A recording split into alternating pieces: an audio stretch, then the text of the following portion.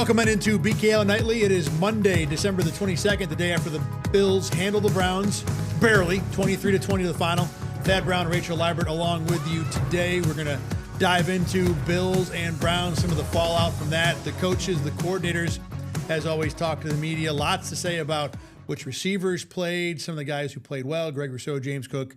But of course, as we always do, almost always in this show, we start with an injury update. And the big one today was Josh Allen. He had an x-ray during the game on Sunday on his injured foot. It was negative. He played. He was fine. Officially, Sean McDermott said he was day-to-day at the press conference on Monday. The next question about Josh Allen's status came up about his practice availability this week, and McDermott did address that topic. There's a chance it does. We'll see. We're going to practice a little bit tomorrow based on availability. We got a number of guys that are not going to be able to practice.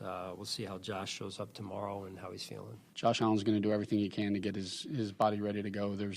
You don't start as many games as he has on I think he's in probably over 130s or something like that by not taking care of your body and getting your, every week he's taking hits and, it's what makes him him. And so I know he'll do whatever he's got to do to be ready to go. So the thing that Sean McDermott is referring to there is because of the Christmas holiday on Thursday, what the Bills are doing is they're having a practice on Tuesday, which would normally be players' day off.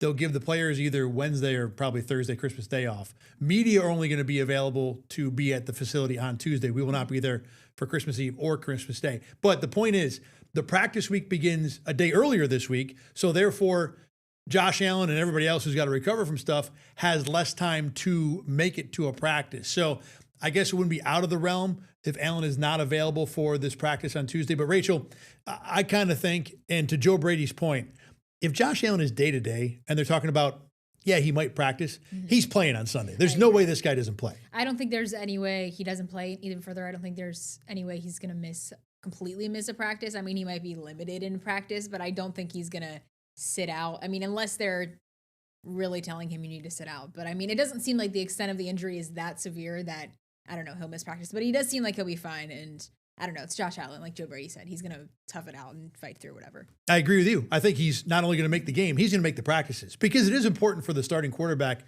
to be out there for the practice sessions, the long ones that happen during the week, even as much as the Bills are doing limited and walkthrough stuff. So I would not be concerned about this at all, and we'll see. So I think something's got to change to where there would be a concern. Injury-wise, beyond Josh Allen, Jordan Poyer did pick up a hamstring injury. Sean McDermott said after the game Sunday he was not going to be available, Poyer, to go back into the game if there was a need for him on the last possession. He is only day-to-day. That's fine. Daquan Jones, Shaq Thompson, also day-to-day. Matt Prater and Jordan Phillips still in the improving category, which means it still seems serious for now. The wide receiver group has been a constant source of angst for the most part when it comes to Bills fans and media. And the particular topic that got the wheels spinning this week was Brandon Cooks and Mecole Hardman being in, Gabe Davis again, and Keon Coleman being out. The Bills got lots of questions about that today. Essentially, Sean McDermott said it was a coaching decision, not injury related, and they're just really trying to spin the wheel to try and find the combination that works. But here's what McDermott said about the wide receiver group in general this year. We haven't had probably the production that we'd all would want. I'm sure that those guys would say the same. And nobody works harder. That group is a group of hardworking guys. And I know specifically the game plan yesterday, you hold the ball too long against that defensive line and Myles Garrett, and you're going to feel it, right? So as we move forward as a football team offensively, that's going to be an important part of us. It's something that we have to improve on here. They've learned that they got to be ready to rock, and when their opportunity comes, because all of them, there's opportunities going to come up again this year. But we got the right type of people in that room that, hey, when they're not up, they're ready to go. And but without getting into specifics of what they need to do, just staying ready is the biggest thing. Pretty much par for the course from Joe Brady when it comes to the receiving core that, hey, everybody's going to get a chance and you got to be ready for yours, which is great. But they had 6 receptions in the game against Cleveland. Here's the thing I wanted to bring up with the lineup choice. it was thought that McCole Hardman, being a receiver, was in for fellow receiver Keon Coleman. McCole Hardman played 0 snaps on offense in this game. In fact, his only 2 snaps in the entirety of the game were 2 punt returns. Even Brandon Cooks only played 12 snaps in this game. The thing that Keon Coleman sat out for in this game was not for another receiver. It was so Jackson Hawes could take his 2nd largest snap share of the year. Dawson Knox had his 5th largest. So, yes, part of this is getting the receivers right. But to me, clearly the plan for Keon Coleman being down was about getting the run game going with better blockers and more often using those better blockers. Yeah, I mean, that makes a lot more sense when you put it like that, because to me it was kind of like, okay, is this just a statement because Keon Coleman hasn't been doing what he needs to be doing? And that makes sense. I mean, especially knowing you're not going to throw the ball as much to this Browns or against this Browns defense that they played. But still, it's very weird. The combination of it all is still kind of strange to me. I mean, Hardman, you know he's going to be your special teams guy, and that's fine. But Brandon Cooks is just like, I don't know. It's just a weird combination. I think maybe, too, the Gabe Davis part of it, too, because he's been fairly consistent. He hasn't been a game changer, but in this receiver room that nobody's really been a game changer, he's been somewhat reliable. I mean, I don't blame the strategy of having one of your tight ends to have, Jackson Hawes get out there and do that with Keon Coleman sitting out, but I don't know. It's still a weird experiment, if you will, of like what is happening in the receiver room. I think it was an opportunity for the Bills to run Hardman out there for punt return and see if lightning in a bottle was caught.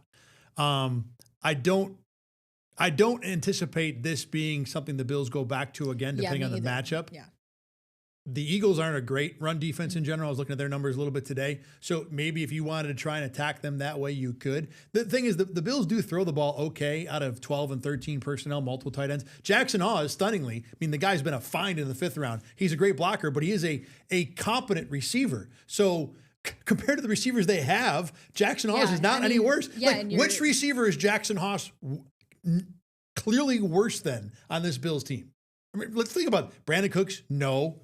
I mean, the guy used to be good. He's not. McCole Hardman has never been relevant as a receiver. Keon Coleman cannot put 3 competent games together right now to where the team is satisfied with him. So, yeah, why not give Jackson Hawes more snaps? I guess that's true. I mean, and Jackson Hawes can block, and then you get him the chance. And he was the 2nd most receiving yards yesterday. Yes. Which I don't know what that says about your offense at this point, that your 5th round rookie tight end is your 2nd most receiving yards. And it wasn't even a lot. It was like 29 or something like that. Yes. I mean, it's a fine strategy, and Jackson Hawes has been doing well, and he's been productive, like you said. It's just, I don't know, Keon Coleman, just where. Yeah, we talked about this on the game day recap. I'm trying show to wrap yesterday. my mind around Keon Coleman still. We've been talking about him all season, and just where do we even go from here? And we're getting close to just saying he's a bust and moving on. Yeah, I know that's, we're not and there I feel yet. like we've said, like people have said that of like, okay, this is just a waste of a pick and waste of talent. And I've thought to myself, I don't think we can go that far, but now we're kind of teetering it a little bit. Yeah. When you're talking about a year and a half, a year and change into his career, you don't move on from a guy at that point. And people on the internet like to throw out, oh, he's a bust. They'll do that in week 3. Yeah. You don't understand that. But I think they did in week 2 after he didn't have the same game as he did in week 1. Exactly. So, but at this point now, we are starting to accumulate enough evidence to where you can start to say that. There will probably be a 3rd year unless there's some opportunity to trade Keon away for a different receiver or some other opportunity that makes sense for the Bills. But moving it back to this group, what do you think the chances are that they spin receivers around the rest of the year in a somewhat similar way to the operation at corner, where it's Max and Trey over and over and over? Obviously, those guys are active all the time. The point being, though, can and maybe do the Bills look at receiver and say, we're going to have Shakir, we're going to have Palmer, we're going to have Terrell Shavers, shockingly, is a guy we want out there all the time. And then after that, we're going to do whatever we feel like, depending on the game. I feel like it's kind of likely. I mean, me too. That's why I brought it up. It's at this point, I feel like you're probably, since you don't have your core group of receivers, you're kind of just game planning for whoever's in front of you, and whoever you think that week is going to be the guy, then that's maybe the guy. I mean, like you said, at corner, it's worked somewhat at corner. So I feel like maybe this is, okay, nothing's really worked so far, so let's try to do it with them as well. It's worked at receiver, too, in that they've won 4 games in a row. Yeah. While they've been literally spinning through whatever combo. Gabe Davis has played a couple times. Keon Coleman's played a couple times.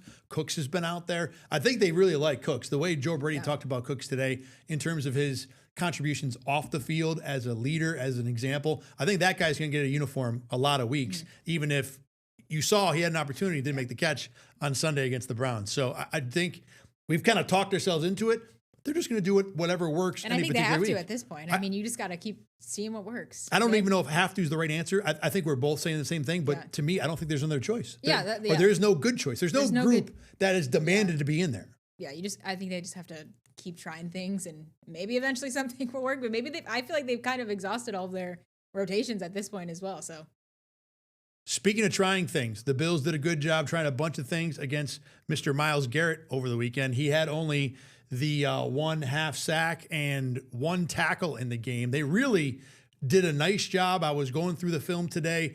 One of the things they did a lot, you'll hear teams do what's called chipping, which means taking a tight end or a running back as they're going out into a pass pattern and throwing a shoulder at a defensive end to try and slow them down. What the Bills actually did is they took David Edwards, the guard next to Deion Dawkins, and he was over to help all day. Part of it was, I think what the Browns like to do with their rush is say, Myles Garrett's so good, everybody on your side, go to the other side. Because Garrett will handle being a threat by himself. So we'll take 3 guys and put them on the other side. And the Bills said, okay, that's fine. If you're going to leave our guard alone, our guard's going to go out there and double team him. So instead of it being like 1.5 blockers, you had literally 2 blockers. The end result, Rachel, was that the Bills did a really nice job keeping Mr. Garrett in check. I don't want to say how impressed were you. I'm sure you were. But give me your reaction to what the Bills did against Myles Garrett in this game, as someone who knows the Browns pretty well, coming from Cleveland, Ohio yourself. I was very impressed. I mean, like I said before, earlier or last week, I was like, oh, Myles Garrett's going to get the sack record. I feel like he's going to. And they didn't let him. And even that half a sack was barely half a sack. I mean, the one that we saw. So I don't even know what Myles Garrett. They held him well. Deion Dawkins, I mean, he did handle him very well. I know Myles Garrett after the game, too, said they kind of like changed up their game plan a little bit, and Deion Dawkins handled him very well. I was pleasantly surprised with how they handled him. And even with the Browns defense, though, that other people contributed, I really thought it was going to be Garrett's day to kind of go out there, and the other guys on defense were able to handle the Bills as well. So I'm pleasantly surprised, especially from Deion Dawkins, too, coming off a week of being sick. I know that was kind of a big storyline, too. They talked about Deion doing his Michael Jordan flu game impression. Yeah, he said he was down 14 pounds. Yes. Can you believe that? 14? That's a lot. He has a lot of pounds to give, though, so it does help. In the run game, too, the Bills did a nice job. In the run and the pass game of just staying away from Myles Garrett. Yeah.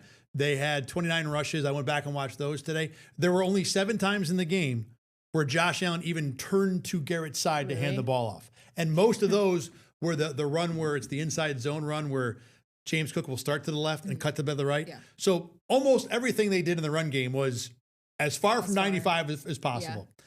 And the thing that I kind of walk away with is they really kind of made it look easy.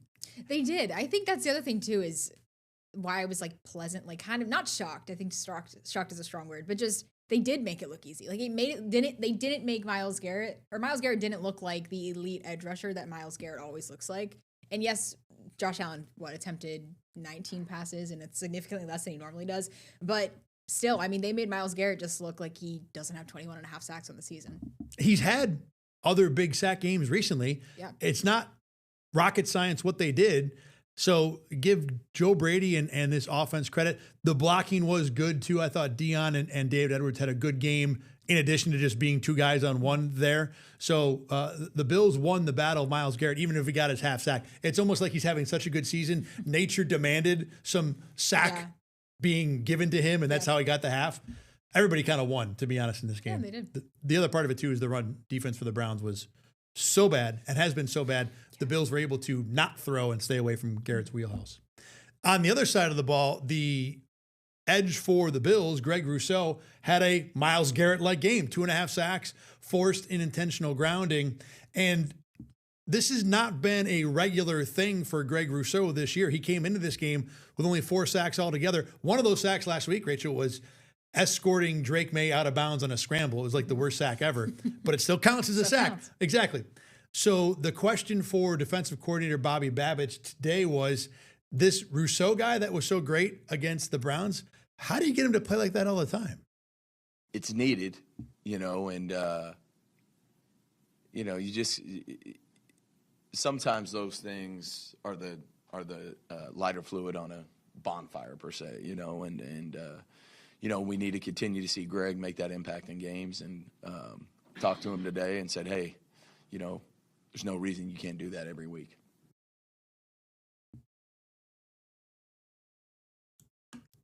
Whether Greg does do that every week is the question now, or at least some weeks.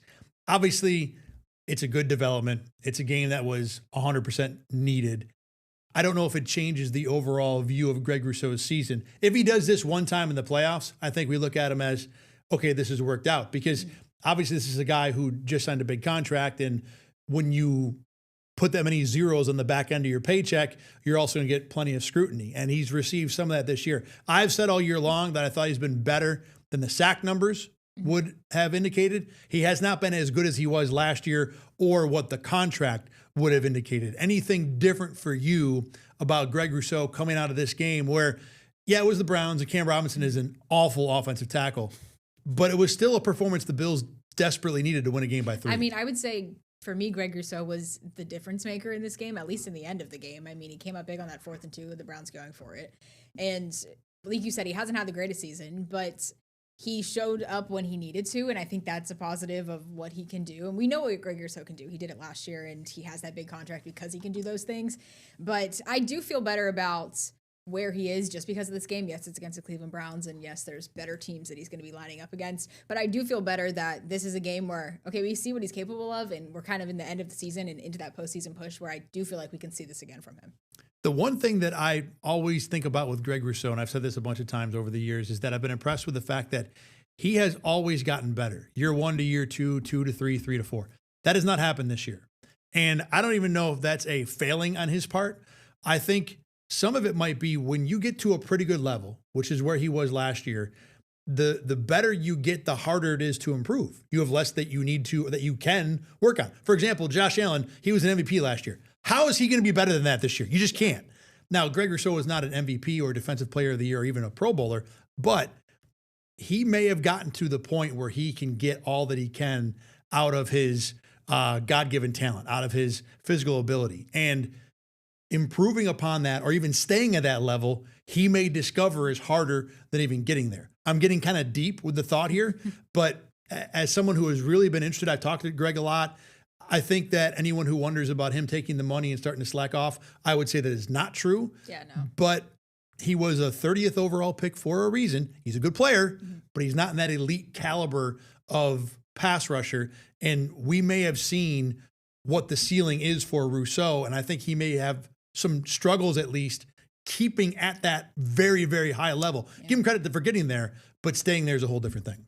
Yeah, I mean, I don't know. I feel like part of me feels like we haven't seen a ceiling. Not that I think his ceiling is much higher than what we have seen, but I do think there's still something more that we haven't seen from him. And I think yesterday was a glimpse maybe at what that is that we can see from him. It could be. It could very well be. I don't think we want to sit here and 100% say that this is the end. Again, Cam Robinson was bad. There was a couple reps where Daquan Jones got a shot with him and he dominated as easily as Greg Rousseau did. So your job is when you're good to win reps against guys who are worse than you, but it wasn't like he's taking down Tristan Wirfs or something like that in this game. Either way, this was very much a positive development for Greg Rousseau. Speaking of positive developments, let's go to the round table now. Topic number 1, positive or negative, the last 4 games of the season for the Bills. They've all been wins, but here's a thing I thought about today. If you counted full games, they're 4-0. If you count halves, they're 4-4. They've lost a half in every one of these games because they lost the second half of this game and were down at the half of the other 3. Yeah. Doesn't matter. The only thing that counts is what it says at the end of the fourth quarter. But in totality, do you feel better or worse about the Bills following this 4-game win streak? In totality, I feel better. To go back to your point, oh my gosh, I keep hitting the microphone over here. To go back to your point of you saying they're 4-4 with the halves, but they're still 4-0 in total. I think that's maybe some proof of this Bills team is good enough to only be good in a half, which we've been debating of what is the Bills team and what is the ceiling. But for the question, do I feel better or worse? I feel better because to me, the 2 games that obviously stick out are Cincinnati and New England. And those are 2 comeback. You're down 10 against the Bengals in the 8 minutes to go in the fourth quarter. You're down 21 against New England and you come back. And to me, that stands out more. Yes, we can argue that they shouldn't have been in that position in the first place and, whatever you want to say. But to me, in the Cincy game, it was the defense that, okay, we see what they're capable of. Christian Benford had his big game, and that was, the positive out of that. And then you have your Patriots game where this was supposed to be a really good game, and Drake May is MVP conversation, and, they're down 21-0, and then you put up 28 straight and you come back. So for me, the fact that they can come back and they have that in them is more of a net positive. Take away the Browns game. I mean, that's kind of just a weird situation. And then the Steelers game was James Cook went off for like 150 yards, I think, in that game. So that's, just what James Cook has been doing. But for me, it's a net positive just because I think it's good that you can show up in those big moments. To be in those big moments of I'm down might not be a positive, but to show up in the big moments of we need you to come back and do that is a positive for me. I'm with you. I think it's definitely more of a positive than worrying about any of the problems that got them behind in the first place or caused them issues at the end of the Browns game. Two things for me. Number one, when you win over and over and over, I don't care how you're doing it, I do think that builds up good scar tissue, if that's a such thing. You feel more confident about the ability to do it. I know that last week I kind of talked a little about Khalil Shakir mentioning after the Patriots game how confident the Bills would be if they had to be down or when they were down. And I'm thinking, I don't want to be confident when I'm down because it's easier for me to get down. No, we'll just figure it out. The other thing for me, though, is that these are not bad teams the Bills have done this against. Exactly. That was the other thing is the Cincinnati offense. That's a good team you're going against. The Patriots, like I said, they're at the top of the division. You have Drake May. You have Stephon Diggs somehow is having a great season. So somehow. So yeah, these aren't just it's not like they're beating a Cleveland Brown 4 times in a row. They're beating good teams. Even the Browns have Myles Garrett for what that's worth, and that game was on the road. 3 of these 4 have been on the road. The Steelers and Patriots are both division leaders. If you took the non-playoff teams and stacked them up 1 through 18, the Bengals team that showed up in Orchard Park is probably in the top 3. So these are, in general, upper-level teams the Bills have done this against. And sure, you're not going to see Cincinnati or Cleveland in the postseason, but regardless, I think the overall body of work has been much better than it has been a problem. Question number 2, the Bills have gotten a number of really good performances out of the old guys. Jordan Poyer, Matt Milano, Shaq Thompson if you want. Which one for you is having the best season? I like Jordan Poyer for this one, just because Jordan Poyer, week 6, they have to start Jordan Poyer. He's coming off the practice squad. This is a guy that didn't know what his role was going to be. I mean, Bills fans didn't really know what his role was going to be. And now he's second on the team in tackles, and the guy in front of him is 11 years younger than him. It's Cole Bishop. So, I mean, is he maybe the most productive overall when you look at, Shaq Thompson's had a really good season and the other older guys? Maybe not, but just from what we expected out of Jordan Poyer when, he was brought back here and this is a guy who has a lot of, wisdom to share and he's a veteran and he can show these guys what to do. I think for that, we didn't know what to expect, and I think he's exceeded expectations, so that's why I'm going to go with Poyer. I'm with you. Same thing. I think Poyer's the guy. Very few big mistakes. Even, look, Trey White had a rough game against the Dolphins. There have been times this year where he's been taken advantage of. Matt Milano's been good recently, but not really the first 8 to 10 games of the year. Shaq Thompson is a choice in this. I think the last couple weeks have kind of backed him out. The injuries haven't helped either. But even Jordan Phillips, to me, might be number 2, to be honest, of all these guys. But Poyer's the guy. He set his career high in tackles this year at 30 whatever. In the Tampa game, he had 15 tackles. Yeah. This game that we just played, he had a tackle for a loss, a half a sack, an interception, and led the team in tackles. Yeah. Now, leading the team in tackles is a comment on the run defense. But separate to that, the guy's doing his job. And not only is he contributing more than we expected, the guy next to him, who was his protege, his Padawan, to go Star Wars on everybody, Cole Bishop's playing well too. Yeah. So what they've gotten out of Jordan Poyer, I think, is ridiculously exceeding expectations. As we do every single Monday, we talk about what player we feel better about, what player we feel worse about, or a position group or a coach. We've kind of stretched the rules on this. So confidence up coming out of Bills and Browns. Rachel, where do you land? Kind of going back to the Myles Garrett is just the ability to handle Myles Garrett, handle the elite edge rusher. We talked about this last week of the Bills haven't really faced an elite edge rusher. I mean, Myles Garrett is... They did do a good job against TJ Watt. They did, yeah. They just did it by running the ball all day. Yeah, that's true. So just kind of that, and just maybe Deion Dawkins out of that, just being able to handle him. Not that Deion Dawkins hasn't played well this year, but there have been times where, Deion Dawkins has gotten beat, and for him to be able to control Myles Garrett and limit him to not breaking that record is the positive up for me. For me, it's Cole Bishop. I cannot get past the play where the Browns bust out a screen, and we talked about it on the show yesterday, where the Browns bust out a screen. It's Bishop by himself in open field, essentially, against an offensive lineman and a running back, and he makes the tackle and makes it really almost sweat-free. It is such a high-level play. It potentially saved a touchdown in a game the Bills won by 3. It just cements all the different things. We've seen it in pass coverage. We've seen it in being smart. Now we see the athleticism. I know that Cole Bishop wasn't a guy where we were concerned about or questionable about, but that went to another level for me. So that's why he gets my nod here. With concern up, it's funny coming out of a win. I actually had more choices for this one in this game, not by a lot, but it wasn't too hard to think of guys who I have my concern up for after a win, but you can go first. Yeah, I mean, I think I've talked about this just as a group, the rushing defense. I mean, the Browns rushed for 160 yards. Shedeur Sanders had like 50 on his own, just coming out of the pocket. It's just been a thing. We know the Bills' rushing defense isn't good, but I think continually, even with this Browns team, who Quinshon Judkins was hurt for half the game, and that didn't really make much of a difference. I think the Browns had like 4 different guys in double digits at some point. Just another concern, but we've talked about this all year, so I don't know if that's even going to change, but I'm still concerned about it. I don't think you're wrong. It was a season high for the Browns. Mm-hmm. Let me throw Bobby Babbitt's defense today about that, because he said, hey, the running backs weren't that bad. It was the quarterback scrambling. Yeah. It was end arounds. It was jet sweeps, which he's mostly right about, not totally. But does that change your opinion at all when you do go through the numbers and see that the straightforward give stuff wasn't too bad? Yeah, I mean, a little bit. I think everything I say is with a grain of salt because it is a Cleveland Browns team. So can be the grain of salt the other way. They are that bad. That's true. So, I mean, it does change a little bit, but I still overall, I think week to week, my thoughts on the run defense haven't really changed. So it's still like a constant concern. The guy for me is Dawson Knox, simply based on the one drop. And he's been good all this year. I think he's been a good season for him blocking wise. But it is just a reminder that he just has not ever shook the dropsies that really were a problem early in his career. And I think as much as he's been good, it is, again, a reminder that if you give him 10 targets, he's probably going to drop 1 or 2. Mm-hmm. That's how he is. That's what the Bills have gotten. There's a lot of things he can contribute. Those other 8 or 9 targets out of those 10 are probably going to be effectively handled. He's going to be a solid blocker. But if you want to rely on him to save what your receivers are not giving you, at some point it's going to bite you. And this was the game where that happened. Yeah, and it could have been bad. Good thing it wasn't, but it could have been bad. He said it after. He's like, thank goodness the defense bailed me out. And he was right, and give him credit for taking the blame. Not that he had much of a choice there, but he did the right thing afterward. We talked a little bit about how this run game was very good for the Bills. It has been good all year. James Cook's been incredible. He's got a good chance to end up as the number 1 running back in the NFL. Today, Joe Brady talked a little more about what has made Cook even more elite this season.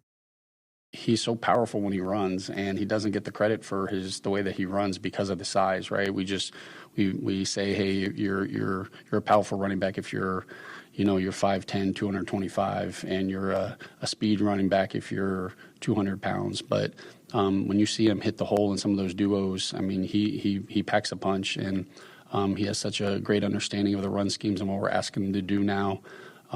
It's unique to find a ball carrier that can kind of do a little bit of everything. He's been obviously a huge part for our success in the last couple of years, but this year, I mean, he's taken to another level, which is so cool because a lot of times when guys get paid.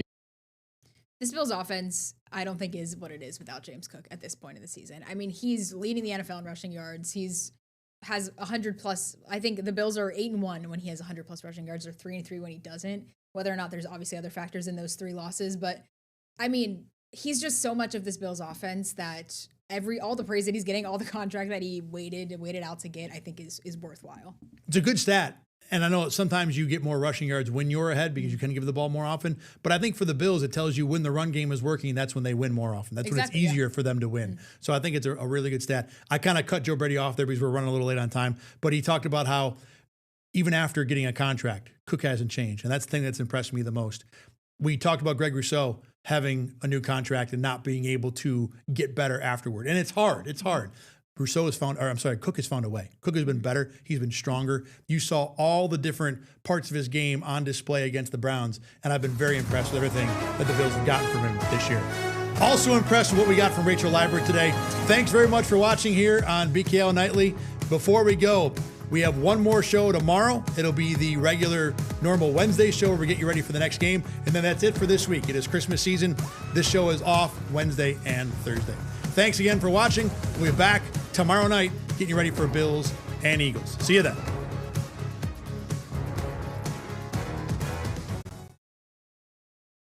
Get the Rochester First streaming app today for everything you love from News 8 On Demand, plus exclusive shows you won't see anywhere else. Search ROC and download for free on Roku, Amazon Fire, and Apple TV.